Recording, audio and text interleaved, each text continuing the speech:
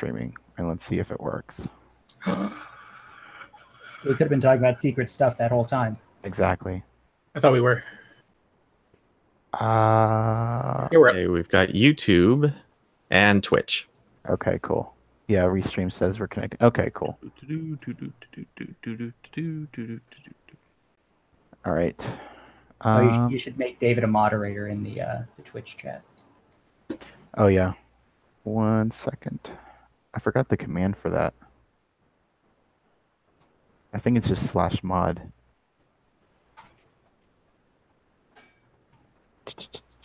Okay, David, what's your Twitch name? RDR0B11. RDR 0 what? B11. Okay, I think I did it.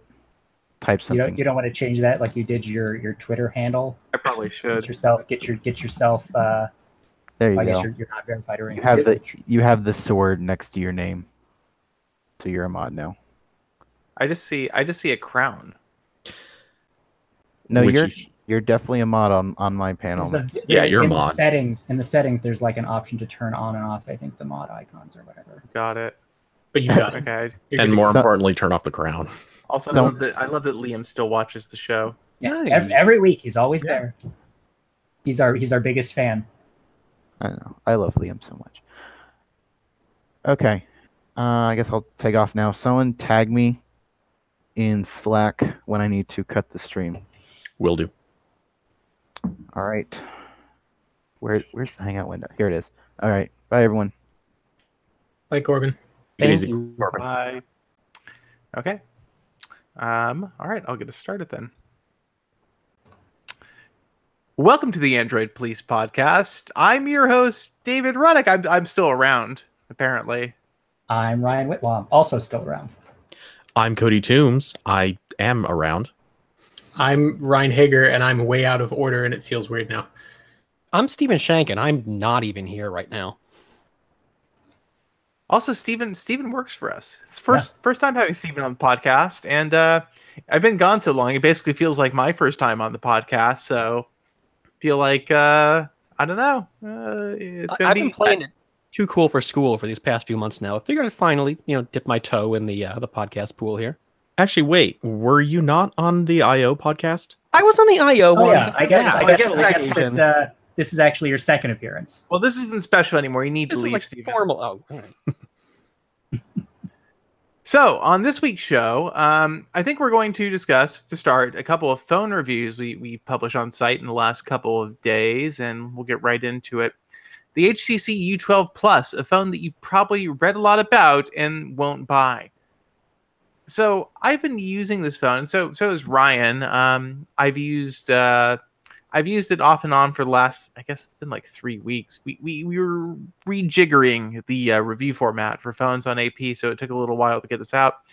The HTC U12 Plus, if you're watching the stream here, I will hold it up. This is the black version. It's actually kind of a black silver. It's silver when it's got something reflecting on it. It's black in the dark. I think it's beautiful. I think this is actually it's the refinement of the U11's design that it always deserved to look like this. No capacitive keys, none of that nonsense. Fingerprint scanner on the back. It looks really cohesive. It feels nice and solid. The problem is that it's kind of bad. Like, it's just only HTC could have made it not as bad. Kind of bad as being kind of kind. Yeah, it's not good. I mean, and I got to give them credit. It's not just regular bad, like bloat or it's slow. They found new ways to make this bad that we haven't seen before. They went out of their way to find just incredible ways to make something terrible that I would have never thought of. So yeah, it's pretty great. So I think that everybody has talked about this in their reviews, and everybody's brought this up. The buttons, or the lack thereof, essentially. HTC has replaced the buttons for power and volume with these dummy keys that are on the side of the phone here. They're not actually buttons, though. They're raised above the frame of the phone, but they don't depress. They are actually just linked to the haptic feedback engine in the phone. And so they're pressure sensitive. So when you tap them, you get haptic feedback from the phone. Now, This sounds vaguely interesting, not necessarily like a good idea on paper. It just sounds like, oh, okay, well, that's a strange approach. But then when you actually use it, don't worry, it's bad. It's real bad. HTC is screwed it up. I will give them credit for making the haptic feedback pretty good. Like when the buttons fire correctly, I think it's kind of a neat sort of sensation. But they only fire right about 75% of the time. And when you're adjusting the volume, it feels like even less than that. This is the most maddening phone to adjust the volume. I think it is with the volume. It's like usually if you have a regular volume rocker, you push it a bunch of times, you don't really let out all the way up on the button. So like when you mash these non-buttons, I think it doesn't understand when you're letting go. Yeah, the pressure sensors are not fine-tuned enough to understand that kind of stuff. But this all sounds like stuff that could be fixed in software if they just teach it better about how to recognize. When's a start, stop, press. HTC is not exactly filled me with confidence that they can update. I think HTC is going to issue a software fix, and I'm going to say it's going to make it better, and then it will make it marginally different, and that's about the best we're going to get. I feel like they had a lot of time to probably tune and focus group this and try to understand like how people would use it. It's still bad. I feel like this isn't like one of those things, oh, we accidentally screwed it up, don't worry, we're going to be able to completely rectify all of the issues. No, they had adequate time to figure this out and try to make it as good as they could. So we have to ask, how did this happen? Like, were there too many yes men around? I mean, I kind of felt the same way when we first had the U11 and the squeezing interface. It seemed ridiculous and it's not going to work, but it kind of grew on me. Like, have there been people using this for months and months and months that actually learned to like it, or what? Yeah, I think that actually an interesting thing to me is that EdgeSense on the U12 Plus is actually worse than it is on the U11. It's a lot worse. It is so finicky. Buggy. Yeah, it's really bad. I think EdgeSense probably they can address some of the issues. Hopefully, I think the buttons are well and truly screwed. But I think EdgeSense, hopefully, they can address some of the issues. That said, again, this is the second generation. It should be better, right? Yeah, I mean, and even just the overall design of the phone strikes me as very like they're out of ideas. Like they were they decided to make like the transparent version of the phone, and everybody's like, hey, that's kind of fun. But you look at it, I mean, like that's the one I've been using. I don't know if anybody can see, like there's nothing interesting. Yeah. There's like, oh no, the transparent version is dumb. See, like part of the frame, like, and there's like some masking around the camera sensors, and it's just like, who cares? The black silver version looks way better. I have both of them. The black silver looks way better. It's not even close. I would love to see the red version. I bet the red version not coming to the US at all, is it? It's not, unfortunately. Yeah, the red one looked way cool in pictures. Yeah, no, the red one is definitely the best. I think the black is still way better than transparent blue. I think everybody wants transparent phones to be a thing. Yeah. Gretchen, stop trying to make transparent phones happen. I just like the red does the color shifting the most. It's the most pronounced of all. Yes, you get that gold, and it's just really cool. It's like the Twilight P20 Pro. It's awesome. I have a red U11, and it is pretty good. Mm-hmm. Aside from the U11 being kind of behind the times, even when it was released, but the color's nice, and I would love to see the U12 Plus in that color. And so before I completely dismiss this phone, the one really nice thing I have to say about it, cameras are really good. Love the cameras on this phone. They're really good. I would not necessarily say the wider angle, the standard camera is up to Pixel 2 standards. It's pretty close. And then the telephoto camera is the best I've seen on an Android phone. Yeah. I cannot wait for somebody to buy HTC and use their camera technology. Yeah, HTC gets cameras. I mean, some of the shots I got with the telephoto sensor, the 2x zoom, or whatever you want to call it, I was like, wow, HTC gets image processing, and they remain relatively true. Their images are fairly accurate. There's not a lot of hypersaturation of color going on. Things are pretty sharp. They don't artificially sharpen, though. There's plenty of sensor noise in the image. They don't try to hide that. And so I think the images come off very authentic and kind of there's a graininess to them, but that's how digital sensors capture images. There is some grain in there. And so I feel like the photos this phone gets are really great. The front-facing cameras are whatever. The dual cameras, like the bokeh selfie thing, like it sucks. It's not good. Google's algorithmic one is better. So that seems like kind of a waste. The thing that also really drags this phone down, unfortunately, is battery life. It's bad. I don't understand how it's so bad, but it's really not good. What's the screen like? It's a pretty big battery too, though, by the way. It is. It's 3,500 milliamp, and I would say, so the LCD screen, this is the first HTC phone I've used with a circular polarizer in the display, so you can use it with sunglasses, which is definitely a plus. Backlight though. Yeah, HTC has historically not used these ever, so that's good. Yeah, the backlight bleed. So HTC, I think, does this as kind of stylistic thing. That's what I've decided, because it looks bad, but I think they think there's like some kind of like, it's like a, I don't know, like a spotlight effect along the bottom bar of the phone. They think it looks cool. I saw that in the photos, and it looked weird to me, and I wanted to know what it was.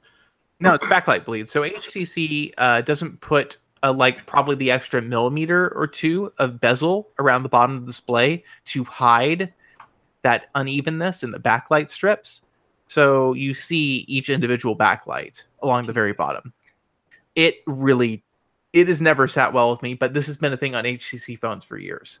That's a thing they do. That's a problem you usually only see with like really cheap IPS panels, and for $800 you'd assume they'd have put something better in there, but no, I don't think it's a problem with the panel. I think HTC decides that they're able to basically, maybe it's a cost saving thing, or maybe they think that it looks better. I don't really know, but this has been a thing on HTC phones for ages. LG phones don't do this, and they use LCD panels on a lot of their devices. So I'm not really sure what the issue is.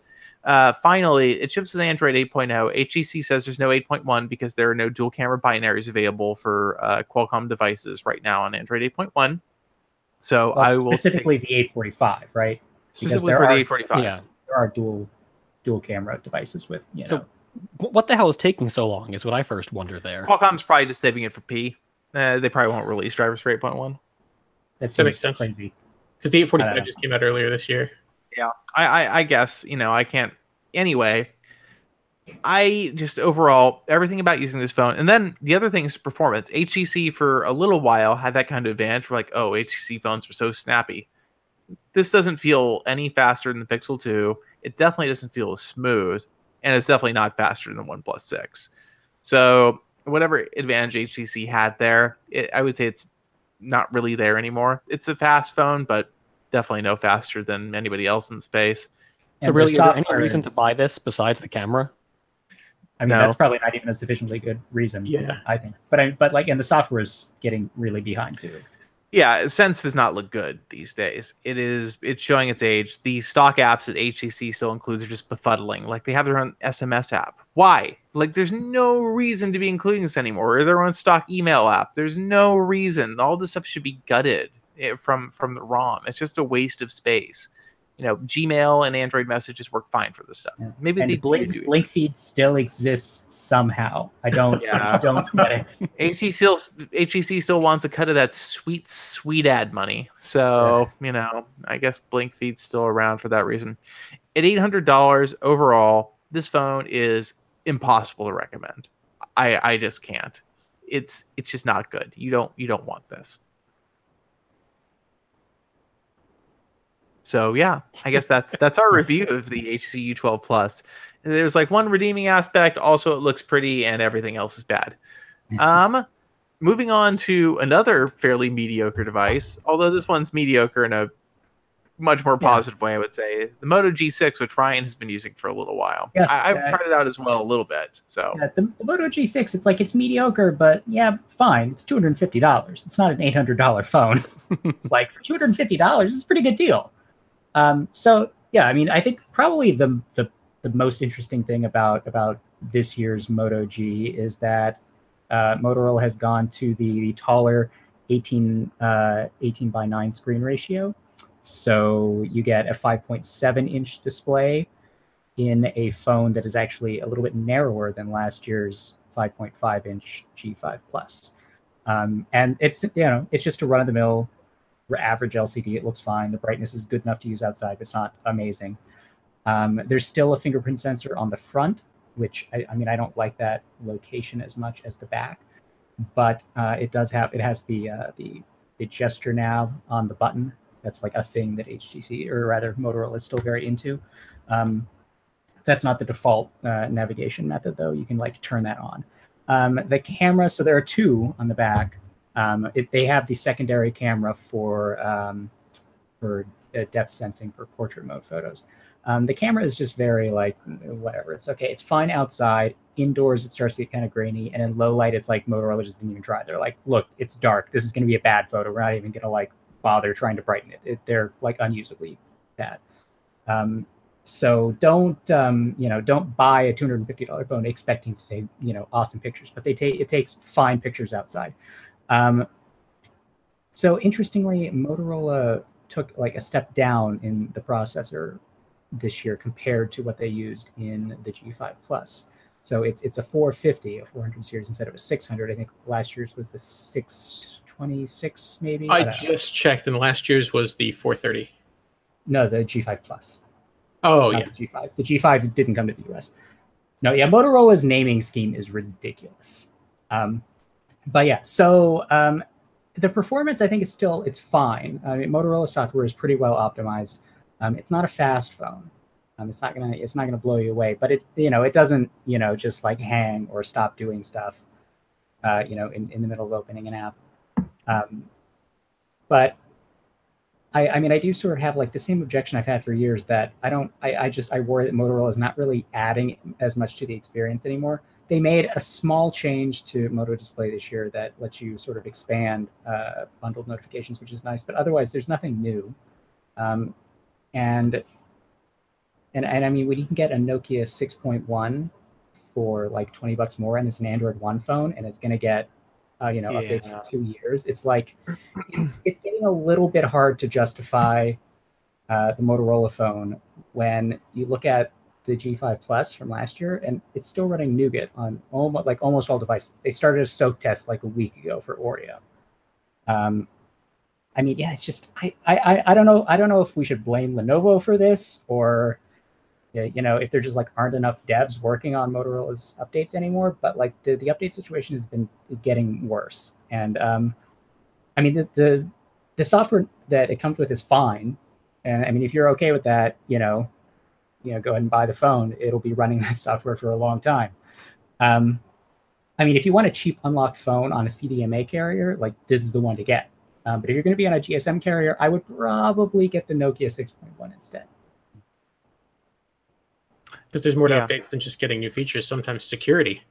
Yes. Yeah, security, and honestly, I mean, just Nougat to Oreo. Like, there are things that I would miss. Like, I need Oreo, and I think P even more so. Honestly, having P on my daily driver, I'm like, no, I need this now. It's I need the features. Yeah.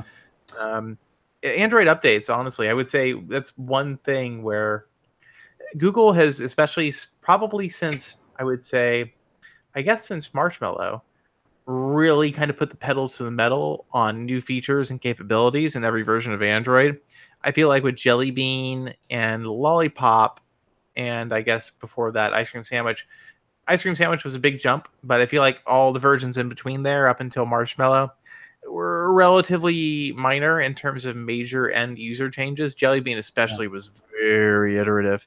But when Marshmallow came out, there were a lot of changes, and then Nougat, there were a ton of changes, and Oreo, there's still, and it seems like every release, Google is adding more and more stuff at this point. I mean, there's a lot of back end changes that make phones just work a lot better. Yeah, I love that I can use an Android phone and like put it to sleep, and I can pick it up a few hours later, and it's not dead because the battery is just it's just the battery optimizations in Oreo particularly were just like amazing. So I think that the software updates are starting to matter more. I really fail to understand why Moto hasn't gone the Android One route with their entire lineup. I don't get it. Yeah, that would be something I would like very much. I think they probably feel like they have some sort of like a feature set that is superior. And I mean, Moto Display is cool. I like Moto Display. I don't like it more than I would like getting timely updates for 2 years. I'm sure you could build it more. into an app, though. Like, if Moto wanted to, they could build this into an app on the phone. It wouldn't even matter if it's Android One. It's just part of the phone. I'm not going to buy a phone because of it, but seriously, double chop for flashlight is my single most favorite feature on any smartphone. Pretty cool. I mean, I like the twist for camera. Again, that could be in an app. It doesn't have to be part of the core OS. Like, it's totally, they could still make an Android One phone that does this.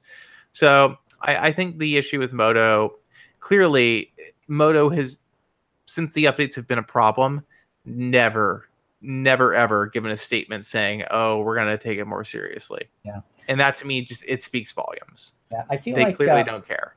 I feel like next year, if Motorola doesn't bring it in the mid range, it's going to start to look bad for them. I don't know if another phone that's just an iteration on this will be something that we could recommend. The best thing they could do is simplify their lineup and fix updates. You know that the SKU def has to be part of why they're having problems delivering updates. They target every $30 price point they can from bottom to top, and it's too much. Also, isn't it about time for Motorola to be sold again? Shouldn't someone else start helming them in the year or so? It's time for the ritual selling of Motorola. Yeah. I think Lenovo is pretty happy with the deal that they got a hold of, like the Motorola brand name. Mm-hmm. I don't think they'll ever let that go. I mean, they'll keep making cheap Motorola phones in China forever. Yeah. I just think that overall, Moto's in a very vulnerable place in the budget space now, where if Moto's competitors in that price point really start to get a foothold, Nokia, for example, in particular, $20 more for the Nokia 6.1, it's a no-brainer. I mean, unless you're on a CDMA network. The thing is, like, in another year or two, when CDMA is not like a thing that you need in your phone, if you could just buy an LTE phone and have it be LTE, then Nokia is in a probably a better position. The interesting thing I've heard is that Nokia at HMD, the parent company of the brand, they're also apparently burning through money at an alarming pace. Yeah. So Moto is not very profitable either. So I'm curious if either of them can make a profitable business out of the budget phones. They're both getting a fair bit of accolade for their budget devices, Nokia in particular right now. I'm curious to see how much the hype carries them. I'm curious how much shoppers are even aware of the Nokia option. Motorola spends a ton, I think does relatively well with its advertising. Whereas Nokia, if you're not like in the industry and following all these launches, I doubt you'd be aware that this is out there. Well, Nokia ships a ton of phones not in North America. Yeah, their first gen. I mean, the first gen phones. I don't think did they even release any of them in North America? They did on Amazon. Yeah, and that's what I was going to bring up. Is Amazon markets Nokia stuff pretty heavily. I mean, I know the Nokia 6 came here, but it was like significantly after they started selling Android. Yeah, it was later. I mean, I feel like the Nokia brand still means a lot to people. Like that, people remember buying their first cell phone. It was probably a Nokia device. If they really like tried to advertise those phones in the US, I think they could probably do reasonably well. They could probably even get carrier deals if they wanted to. Maybe. I think that Nokia and T-Mobile could be a good match. I could definitely see them getting a foothold on T-Mobile. Yeah, like if you could get a Nokia 6.1 on T-Mobile, like, with a payment plan, that would be a pretty rad deal. Yeah. I definitely see there's an upside for Nokia here if they can get in with a carrier. And honestly, I think Project Fi could be another good inroad for them, assuming they can make a Fi device. I mean, and they need CDMA. And Motorola is like falling out of favor with carriers because the Z3 Play that they just announced recently, it's not on Verizon anymore, and Verizon was like the flagship carrier for all of their passive devices. Verizon's been the Moto for years. Yeah, so I mean, that Motorola's kind of going it alone now. I mean, they still have they have Sprint support, but okay, who cares? Yeah, exactly. So I think Moto is, like I said, in a very vulnerable place, and the G6 to me feels a little too staid to be the phone they need right now. It's fine, and honestly, I'm sure it's fine to use right now. A year from now, I feel like Moto could be feeling the heat from competitors, and I think that component prices will fall enough that Moto should probably start worrying a little bit at this point, especially with Nokia. I'm going to be watching very closely what they do with updates for this phone, and I'm worried that it's not going to be good. Yeah, I think that's a pretty reasonable concern. So shifting gears, we're going to talk for just a little bit about if you guys have heard this whole ZTE saga. I've never heard. What is this ZTE? Is this a thing that's been in the news ever? It just goes on and on and on. And so, as you heard, at first, ZTE was essentially ruined by a ban on sales of U.S. components to the company. They're going to have to fold. And now we're at the stage where, okay, well, I'm just going to fast forward. The U.S. Senate has passed a bill that sanctions ZTE that would kill them. It would just reenact the component sales ban that initially was enacted by, what was it, the Commerce Department. Yeah, by the Commerce Department. So this is now in the House. So the House would have to pass it. It was already a version of it was already passed in the House. So now it goes to conference and then to the president, maybe. So when they reconcile the bill, which I assume will happen, then it goes to President Trump, who will have to sign it. And they've attached this to an important defense fund. So exactly, they've attached to a defense budget bill. So President Trump has to decide if this is a big enough thing for his kind of positioning with China. If it's worth sinking ZTE, essentially, which is what this bill would do. It would wreck ZTE, because I mean, after the import ban went into effect, it was like 2 weeks that ZTE was like, all right, we're gonna have to shut down operations while we figure this out. Like, there is nothing they can do without. There's not much to figure out, honestly. We can't make most of the stuff we make anymore. Yeah, which is interesting, because we often think of China as being kind of the engine of technology products, but it still does rely heavily on American IP. Yeah, it's where things are assembled, but still relies heavily on American IP. And so basically, congressional Republicans really want to sanction ZTE. This is a very popular party line right now. ZTE, Huawei, all these companies, they really, really want to come down hard on. I feel like every article we post on this, there's like this crazy, like, it's like a conspiracy theory that people are just taking as fact that ZTE and Huawei are spying on everybody, and there's like proof of this. That it's like, this goes without saying that it's being done, and I don't. And there isn't. I mean, ZTE, don't get me wrong, did some really shady stuff. Yeah, like ZTE deserves punishment for what they did, and I think that ZTE, they're dealing with Iran and North Korea that clearly was against the law. I mean, they were warned and told not to do it. I mean, and they paid like the $1 billion fine last year, and then after this thing, they agreed to pay another $1 billion and then put $400 million in escrow. Like, that was supposed to get rid of the ban. And the worst part is that it's not like they did anything bad after that. It was just the fact that they didn't follow through on all the stuff they were told to do with removing those people from the administration and installing. There was oversight that was wanted, and they just didn't do it.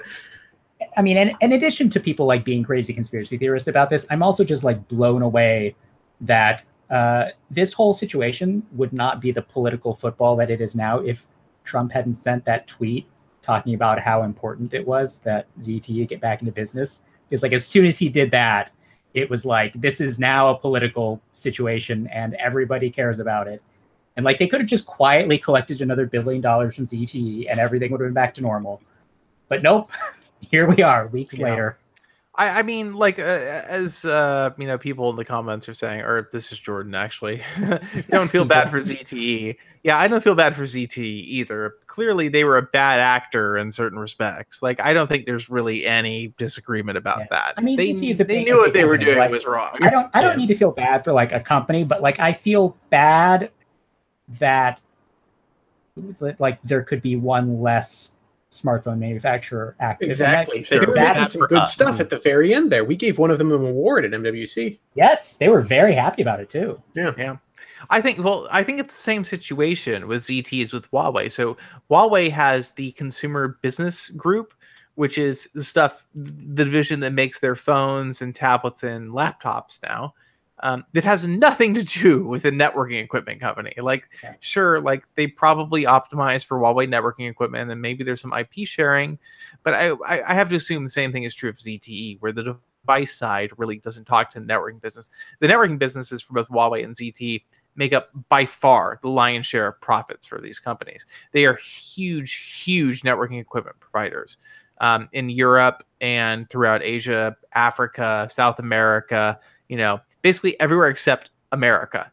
And apparently ZTE has already just lost contracts because of this whole mess. A lot of companies around the world just aren't willing to deal with them anymore because of the uncertainty and potentially being tied to a company that could be sanctioned.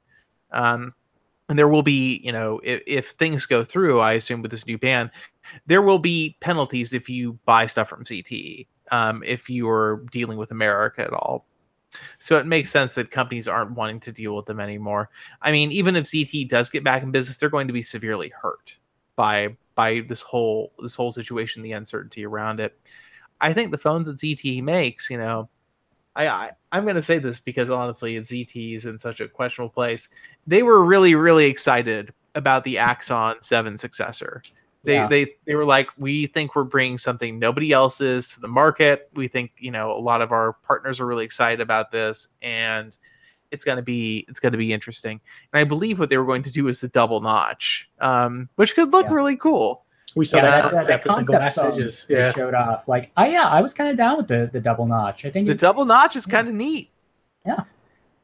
So but, now we never see it. Yeah. I mean, I don't feel bad for ZT, but at the same time, yeah, I similarly lament the idea that we're going to lose another you know, smartphone manufacturer. Do we think ZTE would have been in such a bad position as it is now had it not been a foreign company? I can see how they look at how the American economy works. All these businesses do horrible things. They pay big fines and they keep running. You know, if they were an American company, this wouldn't be happening. No, they wouldn't be shutting them down. They'd be, you know, paying big fines, because sanctions. Donald Trump would have sent that tweet, and everyone would have been like, "Yay, patriotism! Yeah, protect an American company." And the thing is, like, a lot of American companies do business with ZTE, and shutting them down is going to break stuff. Although in the government's defense, like, they didn't seem like they wanted ZTE to shut down. They gave them the instructions and the means to fix all of this, and ZTE just didn't do it. Well, they didn't do one particular part. Yeah, they did not appropriately sanction, like, the middle managers. And that was all that they really needed to do, and they just didn't do it. They did everything else. It wasn't a very high barrier for them to clear. It wasn't. It was, I think, probably some kind of administrative oversight on their part, which is sad. But anyway, I think we've kind of given this story enough attention for this week. We have a couple other big I'm sure we'll have more to say about it next week. Yeah, something else will happen. We'll switch over to Google. This morning, Google announced the launch of a major assistant feature that was demoed at I/O, conversational mode for Google Assistant, which is, honestly, if you never talk to Google Assistant, you probably don't care. But if you ever use voice interaction for Assistant, this is a feature that has only made sense since Assistant, or even really, you know, Google Voice interaction with search has been launched. And the idea is, you can now, if you ask Google a question, then ask it a follow-up question without having to say the words that shall not be spoken again, which really only makes sense. I think it's a huge feature, and I'm really curious how they've handled kind of the edge cases where it determines what is a question versus what's just kind of background talk where people are talking after the assistant provides. I mean, I often talk to the Google Home in the living room because I wanted to, like, turn on the lights or something while there's, like, a TV in the background. I wonder how it's going to understand the difference between waiting to see if I say something else and, like, talking coming from the TV. Yeah, I've been noticing a lot of Alexa situations where it starts listening longer than you expect it to, and everyone's going to get, you know, your whole contact list. They said that it will do up to 8 seconds. 8 seconds, yeah. And if it doesn't detect, like, a command by then it'll shut off. I will say it's pretty aggressive at detecting commands. I got it earlier today, and twice already after telling it something and ignoring that it was there and going on with whatever I was doing or talking to someone, it's done strange stuff. Oh. Yeah, I mean, there might be a reason that this is a feature you have to manually turn on. I don't have it yet on my account. Require a lot of data to really learn What isn't is not a continued conversation. Yeah, I might just disable it. That's unfortunate.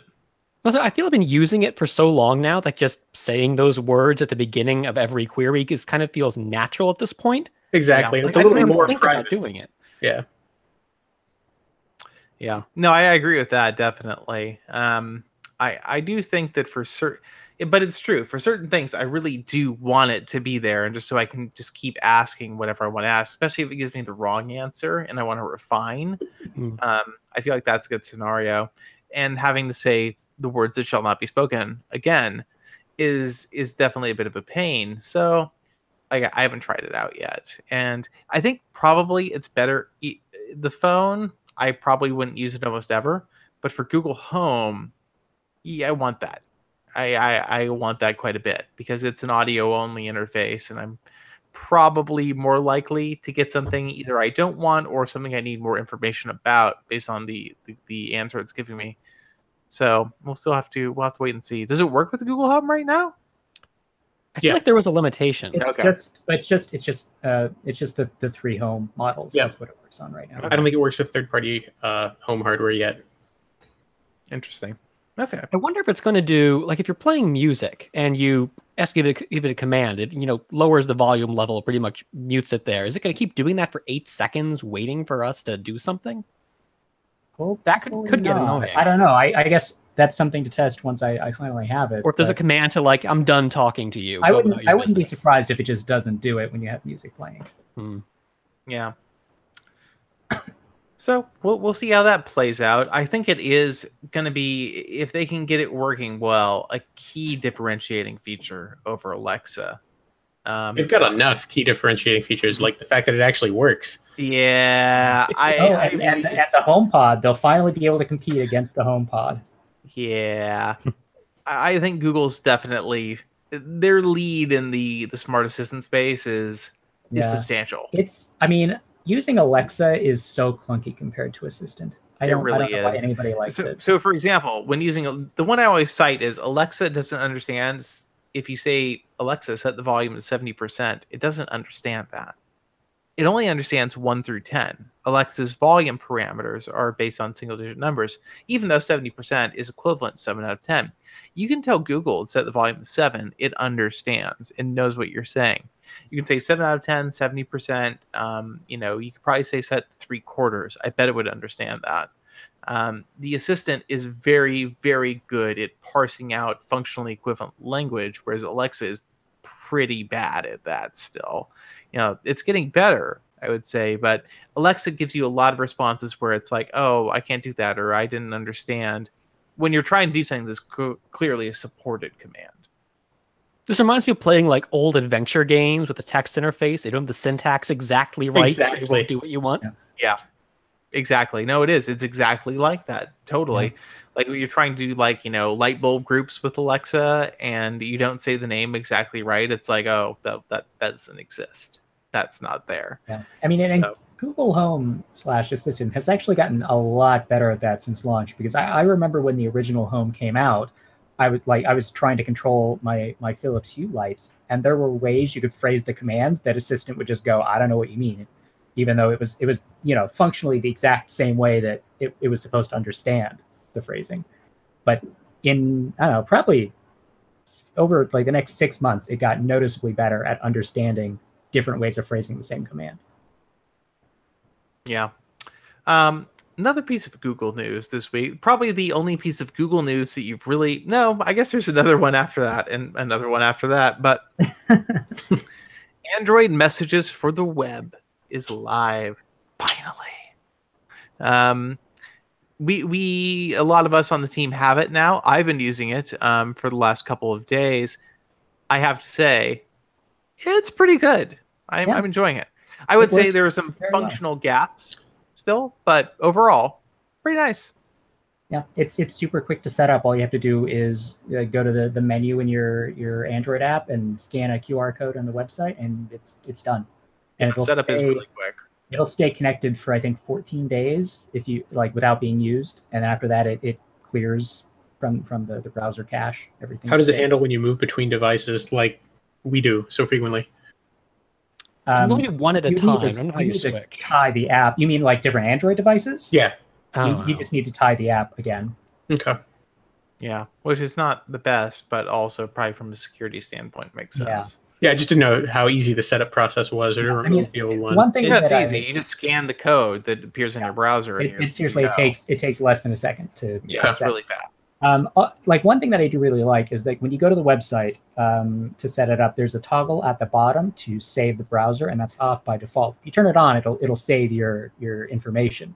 If you leave that off, you can just use it and close the tab, and everything is gone. So you could use that on like any computer. That's cool. It is, and it seems to work fairly well. I mean, I've been using it for a little bit, and it loads up MMS just fine. I've not had any issues with media loading up properly. Can you send MMS from the desktop? I don't know. Yes. Yeah, you can send attachments. It's got buttons for attachment stickers and emojis. So cool. Yeah, I mean, it takes probably another second or two to send because it's communicating with your phone. But it's it's been pretty reliable for me. But latency's that low? It's only a couple seconds. Yeah, I would say anywhere from 2 to 5 seconds, depending. Still, that's pretty good. Yeah, it's all going to depend on what the throughput and how easily it's it's impressive when you consider how much of a ridiculous kludge this is. Yeah. I get why people are excited about this, but at the same time, I don't understand why, if this was a feature that was important to you, you hadn't been using Google Voice since the beginning of time. Okay, there are good reasons for that. The barrier to entry here is essentially zero. Exactly. You go to a website and you scan a thing and it's done and it works. I use Google Voice for texting for years, and honestly, it's too limiting. I don't want to have to use a specific app, and also Google Voice, the way it handles like MMS and stuff, is sometimes not Some ideal. video it chokes on, Like all MMS, doesn't it bug out on for certain carriers? When you're it's been years since I've used it. I don't know. I just honestly the terrible interface on the web over time. I was like, I don't want to deal with this anymore. I used Pulse for a little while. That's really bad with MMS, and also if you have a ton of text messages, like it's not graceful in terms of syncing up. I mean, I wish that Google would have just committed to a regular like online messaging solution and stuck with it.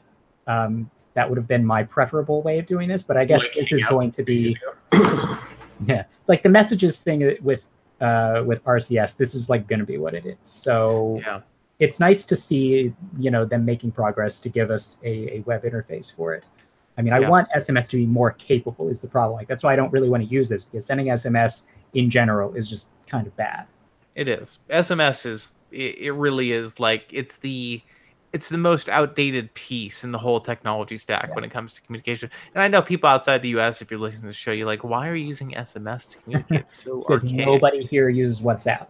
Yeah, exactly. People here are still using that, and that's mostly because of the iPhone.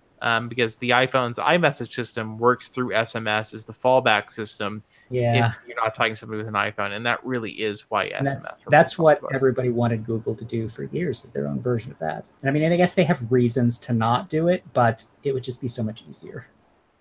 It's a tough issue, and I think that, as RCS hopefully spreads, basically it'll get to the point where you will have probably still the green bubble issue with iMessage, but anybody you talk to on Android hopefully will eventually just support RCS in the next couple of years, and you won't think about it anymore. Yeah.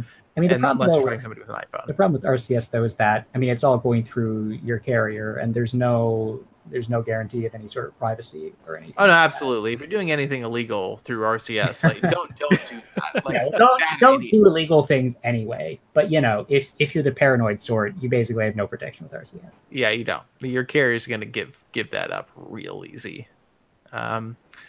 So yeah, that is the news with Android messages. And then the other major Google product launch this week, there's a Google Podcast app, which is really just a shortcut to an interface in the regular Google app, but it's still a new Google Podcast experience.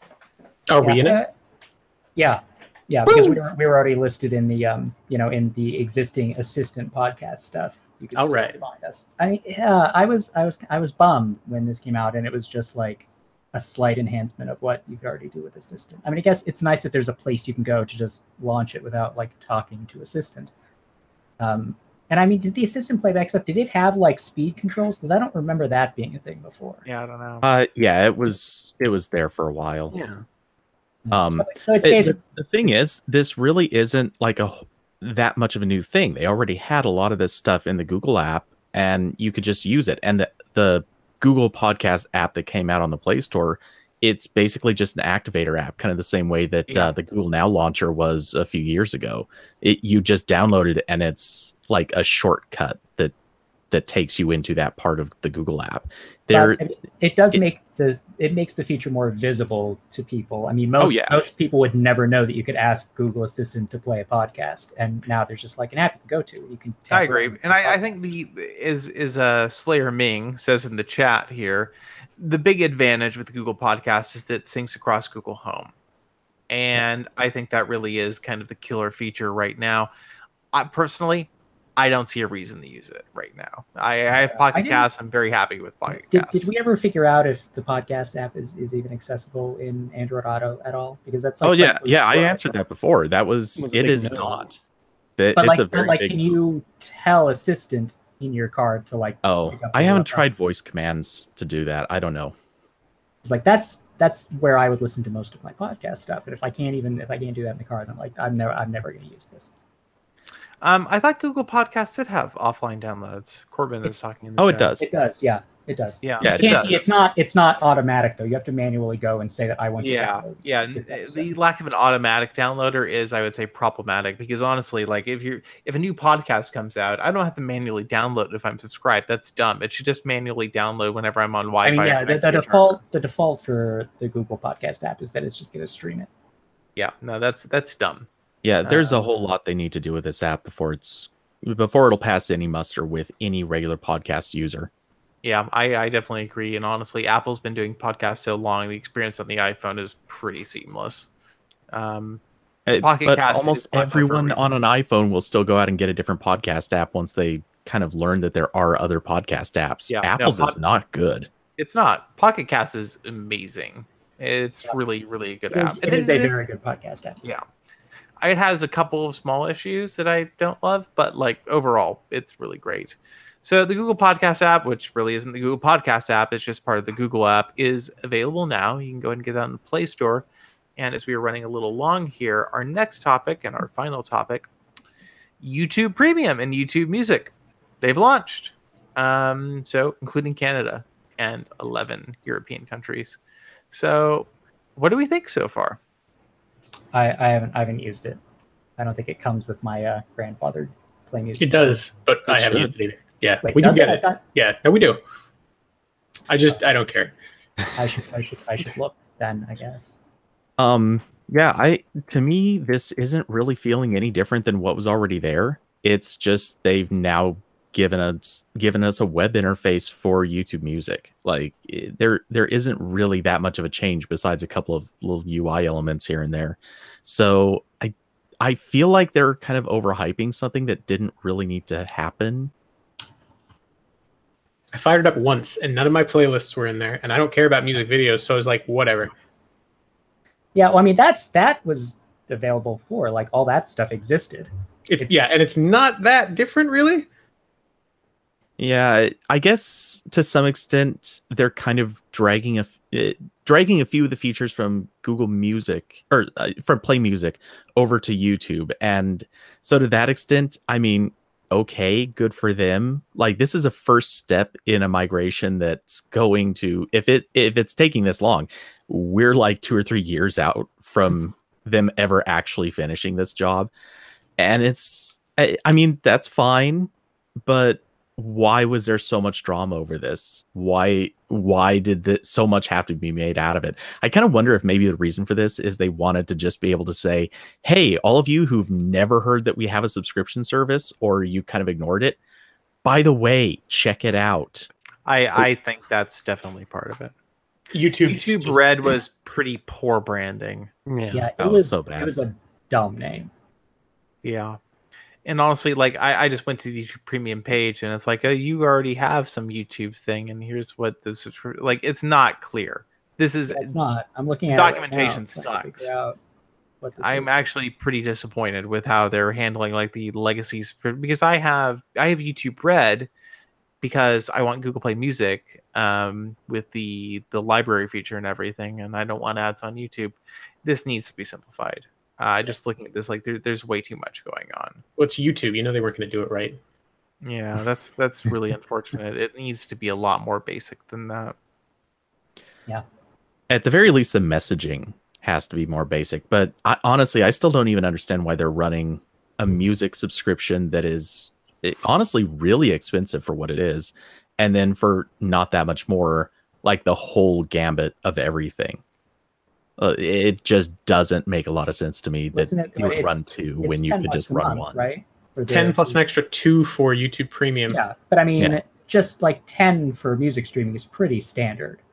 Yeah. Oh yeah, it's. I mean, that's fine, but there are competitors that are cheaper and offering a better, or well, most people would say a better interface for it, and it seems like they could fit this into one subscription like they've been doing for the last few years, and it's not going to be worse. Just give it a better name. That might be nice. I think they need to be much clearer on the benefits. To me, this is really like YouTube Originals. It's esoteric. Nobody knows what that is. Yeah, nobody cares. I think Google needs to rein in YouTube as a whole entirely. I kind of agree. YouTube operating as its own company is clearly resulting in a kind of disparity of message. Like the whole push with Google One, like to make that Google Drive, like that makes more sense to me. I want a generic Google subscription.